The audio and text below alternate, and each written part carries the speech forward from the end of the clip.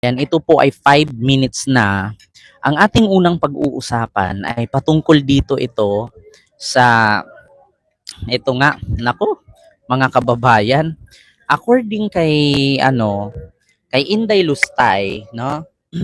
According kay Inday Lustay, ah actually ito po yung ating unahin na question po ni Inday Lustay kung saan daw gamitin ni Junior ang missile.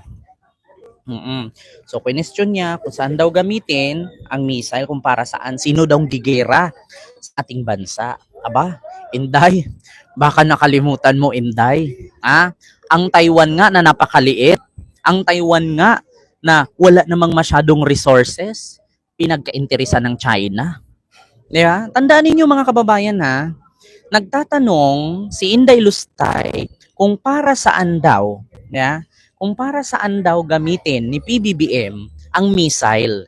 Kasi actually mga kababayan, ang Pilipinas po ay nagplano po na umorder or umangkat ng isang pandigma, no, pang shield. Isa na diyon yung Typhoon missile at isa na yung missile, no, defense para sa ating bansa.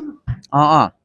So ngayon, ang tanong mga kababayan, tinanong itong Inday Lustay. Ito po ipakita ko sa inyo ha, mga kababayan. Tinanong ni Inday Lustay kung para saan daw gamitin itong missile. Actually, kababayan,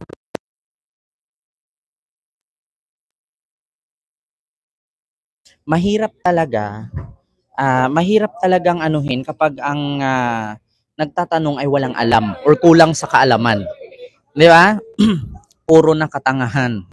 Katangahan naman talaga yung ginagawa niya. So ito mga kababayan, ito yung unang tinanong ni Lustay. Ito.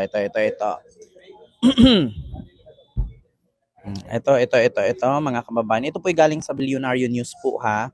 Ipaparinig ko lang po sa inyo. Ito po. Wait lang ha mga kababayan. Handa ang bansa sa anumang gera. Ang detalye sa agenda report ni Andrea Salve. Ito po. Assalamualaikum warahmatullahi wabarakatuh.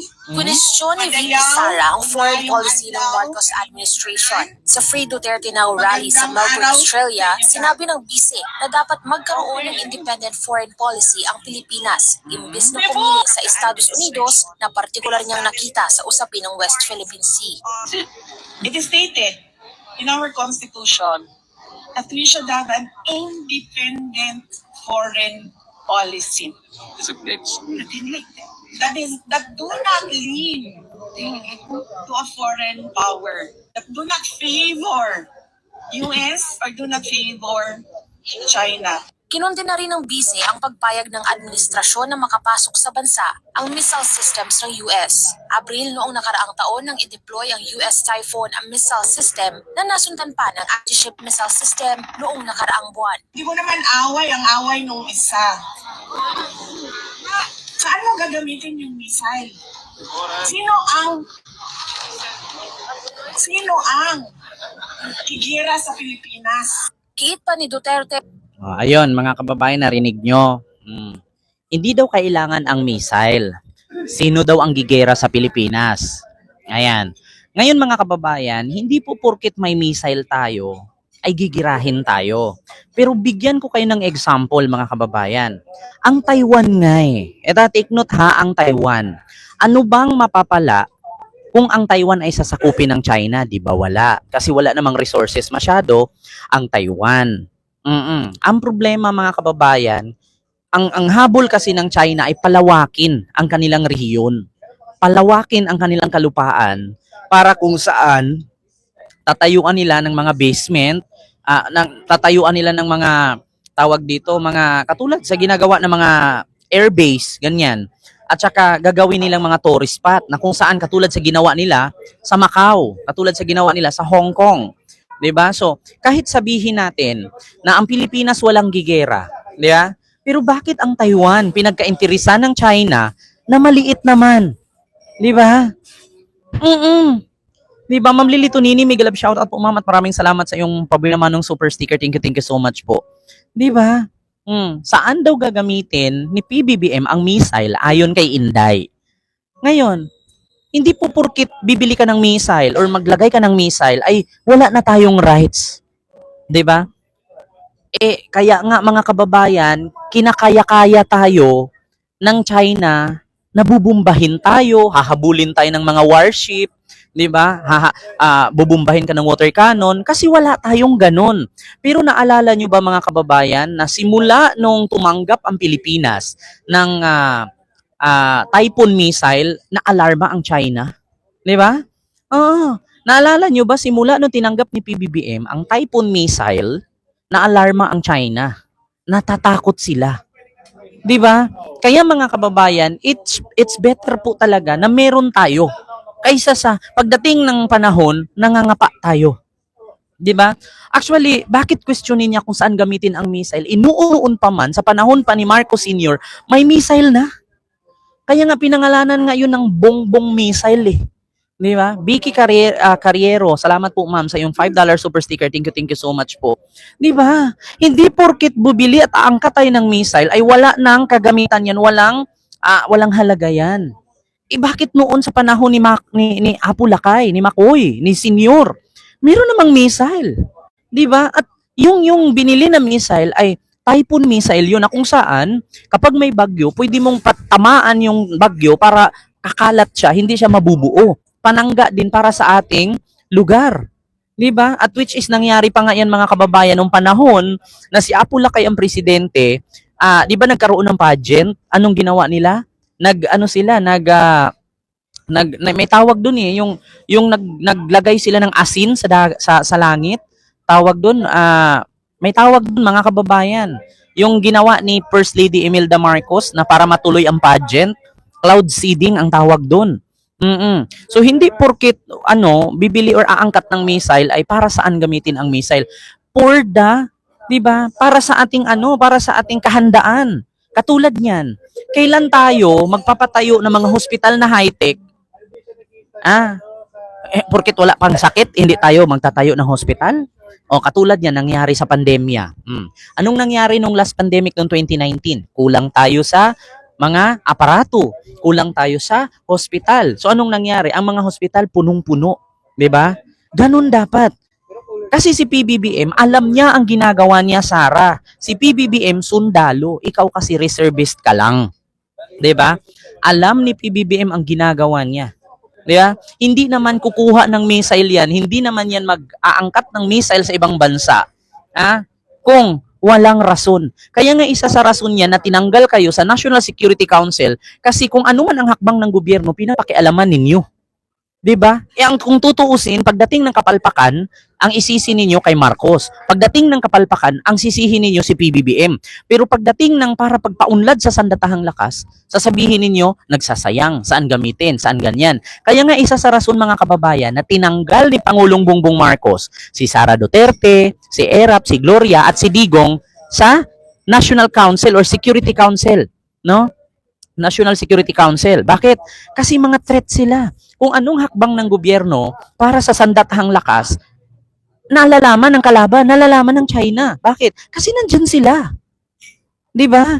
Hindi porkit aangkat ng missile, magtatanong ka kung saan gamitin yung missile, pwedeng gamitin sa inyo. 'Di ba? Sa inyo gamitin.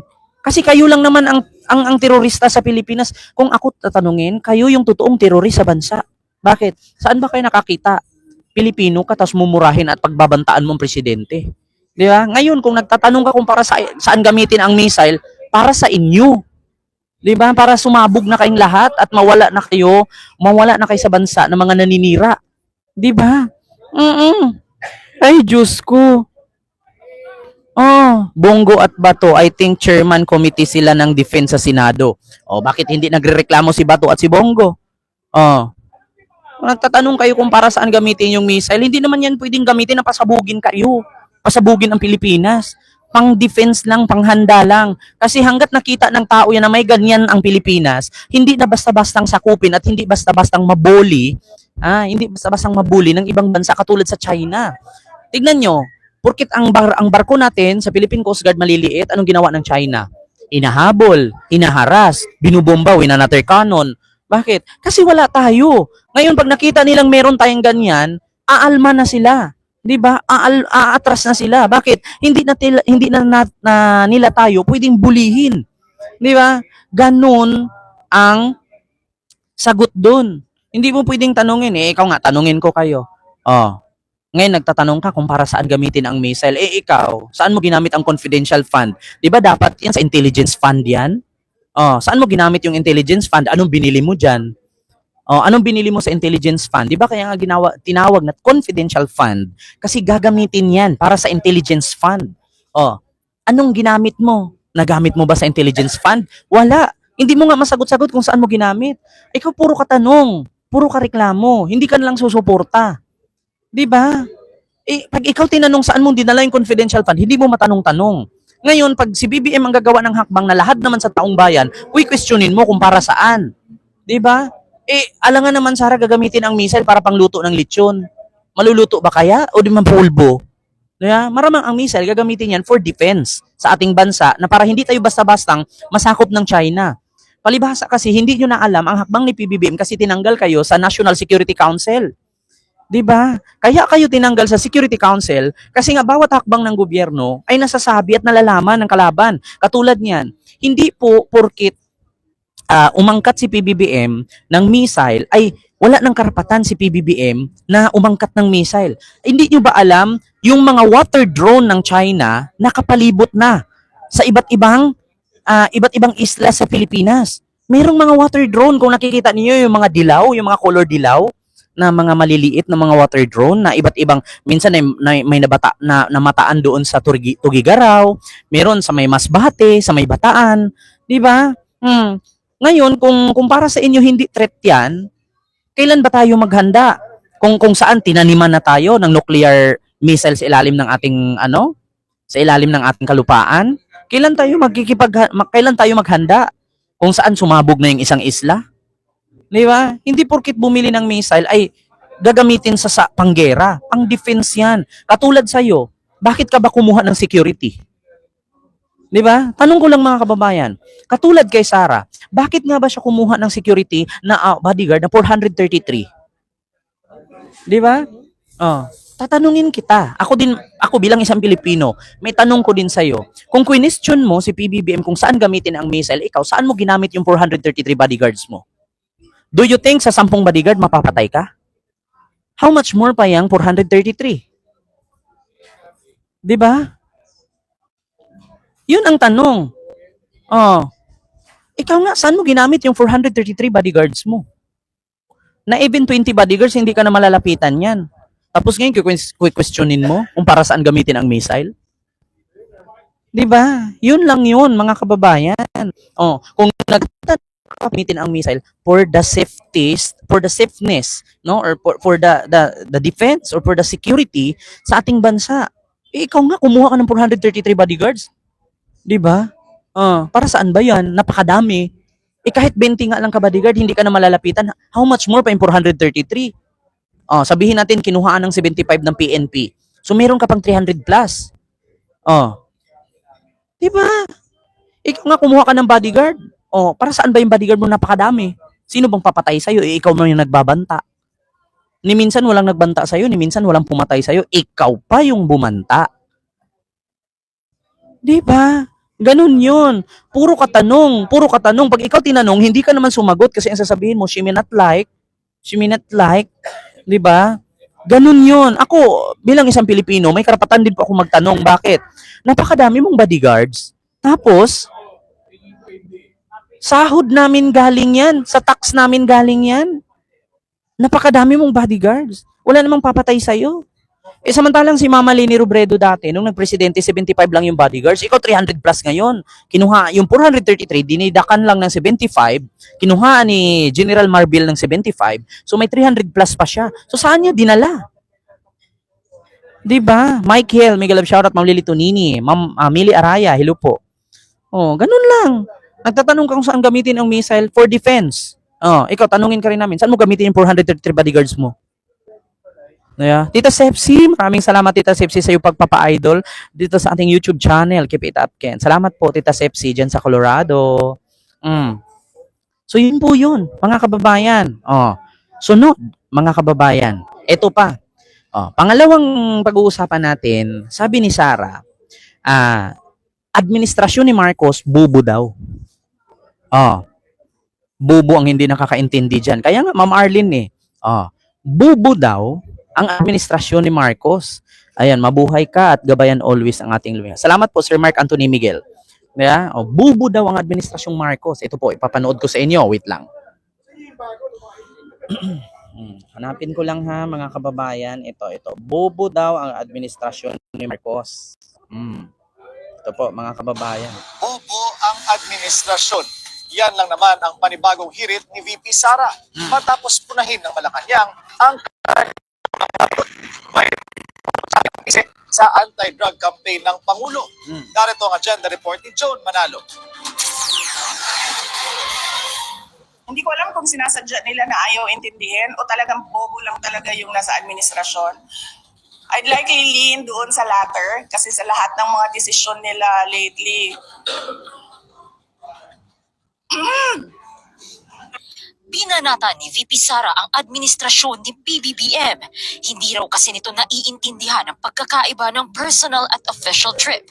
Kamakailan lang kasi, kunestyon ni Palace Press Officer Claire Castro ang frequent overseas trips ng bise. Pang-personal daw ba o pang-bayan ang hirit ni Castro? Ang sagot naman ng pangalawang Pangulo. ilalagay namin doon personal to differentiate it from official. Kasi